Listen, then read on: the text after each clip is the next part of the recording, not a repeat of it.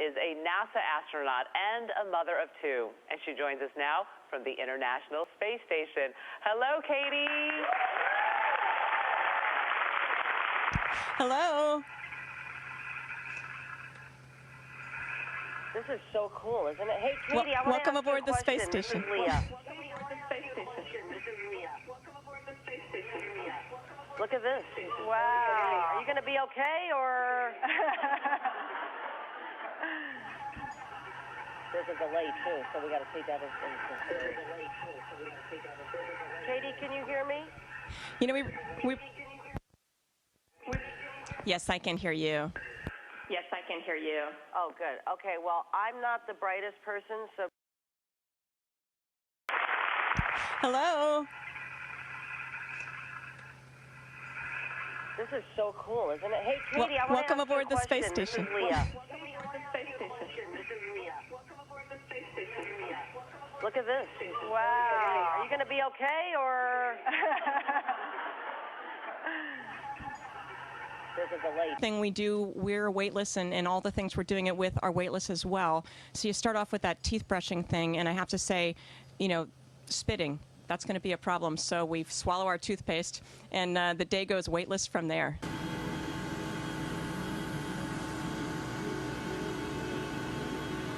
As you have seen, when we have finished brushing our teeth, we can't use water to spool our mouth. So we just get rid of the toothpaste in a small cup like this, which of course after a while we exchange. I have to say, you know, spitting, that's going to be a problem. So we swallow our toothpaste, and the day goes weightless from there. And then what is your average work day? Is it like a real 8-hour day, or? And then what do you guys do? You sit around looking out the windows, or what do you guys do? This is what I want to know. You know, seriously, we live to look out the windows because it is simply amazing to look out. And, you know, every day is different looking down at the Earth. It depends on the weather. It depends on the lighting. Big, big international venture. And every day, actually, the day begins the night before because I look at the schedule, see what I'm going to do, and I study up and just try to understand what experiments I'm going to do. And I can actually show you one of them. One of them is coming right at me right now.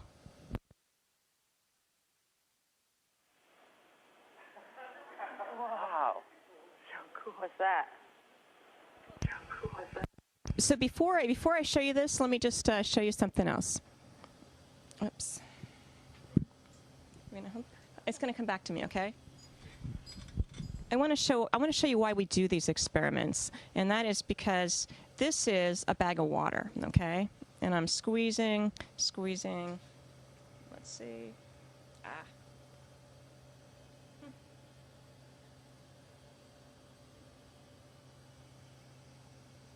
So it's a brand new bag of water, and so my straw was a little crimped there. And I'm going to come a little closer, and you can see this giant blob of water. And we're getting to see in space, what do liquids really, really want to do? Wow. That is amazing.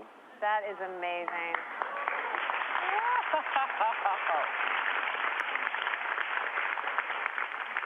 So I'm curious, because I know you have kids at home. How do you stay close to your kids? Oh, wow.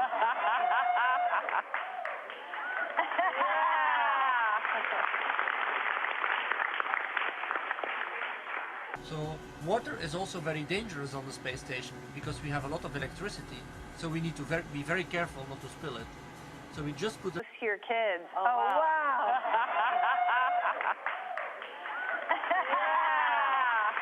Amazing. Yeah. I'm just curious how you stay close to your kids while you're in space.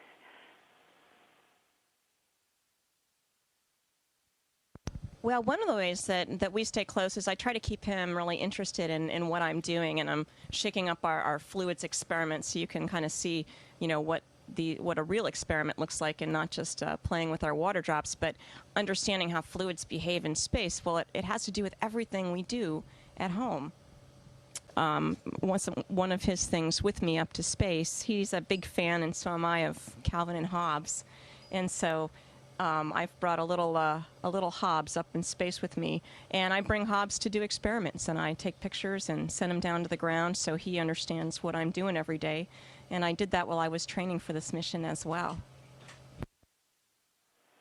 That's so cool. Wow. Alone, I know that because my husband and I both commute, we have a commuting marriage, we're both single parents in a certain way. And so I think it's really hard for him just because there's nobody else to help, really.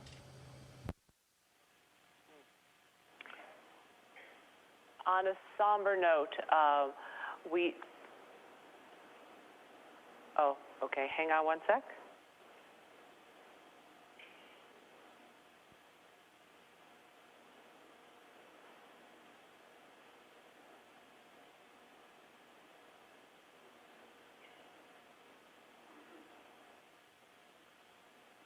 Okay. They like to say that when I'm up here, at least they know where I am. And in fact, they have an application, where a computer program that they look at, and they know exactly where I am. And they go, Mom, you're going over Australia. So. Join me.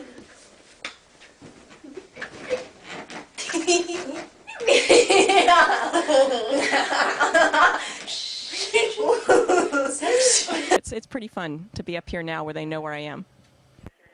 And also when I get home. Health implications of that scare you? I won't say they scare me, but I'll tell you that I take them very, very seriously in that we exercise, about almost 2 hours a day, which I'll say I'm not disciplined enough to do down on the earth. But I do it up here because the implications of not exercising are really having a tremendous amount of bone loss. And I have a 10-year-old, and I figure I still have a lot of running around to do when I get home. Katie, I wanted to ask you, other than your family, your son, as a woman, what do you miss the most?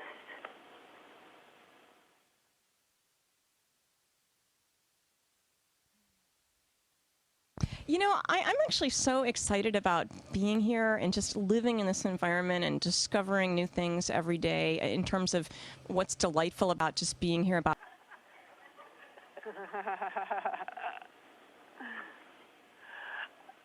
Katie, you mentioned that you exercise 2 hours a day, but being that you have no gravity, how do you exercise in space? Suddenly be on the treadmill, standing on your feet, and I thought, wow, standing, that's interesting.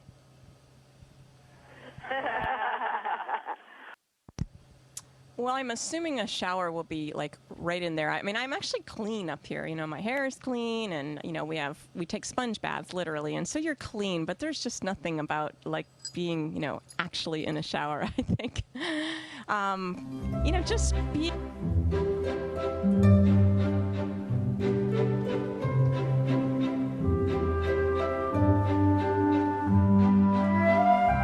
Station, this is Houston ECR. Thank you. That concludes the event.